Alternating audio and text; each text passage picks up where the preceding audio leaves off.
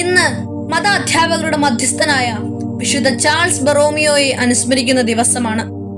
വിശുദ്ധിയുടെ മകുടമായി വിളങ്ങിയ വിശുദ്ധ ചാൾസ് ബൊറോമിയോയെ കുറിച്ച് രണ്ട് വാക്ക്.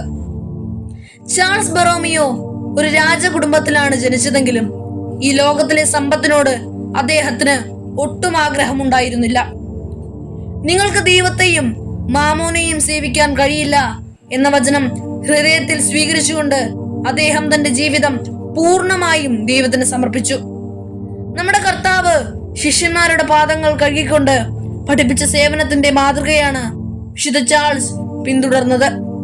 അദ്ദേഹം മിലാനിലെ മെത്രാപ്പോലിത്ത ആയിരുന്നപ്പോൾ തെന്ത്രോസ് സുനോദോസിന്റെ തീരുമാനങ്ങൾ നടപ്പിലാക്കിക്കൊണ്ട് സഭയെ ശക്തിപ്പെടുത്തി. വൈദികർക്ക് നല്ല വിദ്യാഭ്യാസം നൽകാൻ സെമിനാരികൾ സ്ഥാപിച്ചു. ഏറ്റവും പ്രധാനമായി കുട്ടികൾക്ക് ദൈവത്തെ അറിയുന്നതിനായി മത അധ്യാപനത്തിന് അദ്ദേഹം വലിയ പ്രാധാന്യം നൽകി.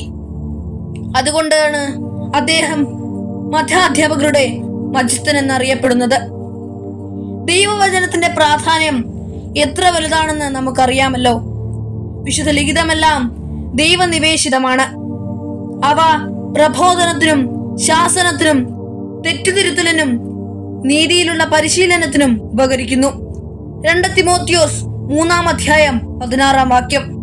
ഈ സത്യം കുട്ടികളിലേക്ക് എത്തിക്കാൻ വിശുദ്ധ ചാൾസ് ബൊറോമിയോ രാവും പകലും പ്രവർത്തിച്ചു. മതാധ്യാപകരുടെ മധ്യസ്ഥനായ വിശുദ്ധ ചാൾസ് ബൊറോമിയോയെ അനുസ്മരിക്കുന്ന ഈ ദിവസം എല്ലാ മതാധ്യാപകർക്കും ഹൃദയം നിറഞ്ഞ മതാധ്യാപക ദിനം നേർന്നുകൊണ്ട് നിർത്തുന്നു. നന്ദി.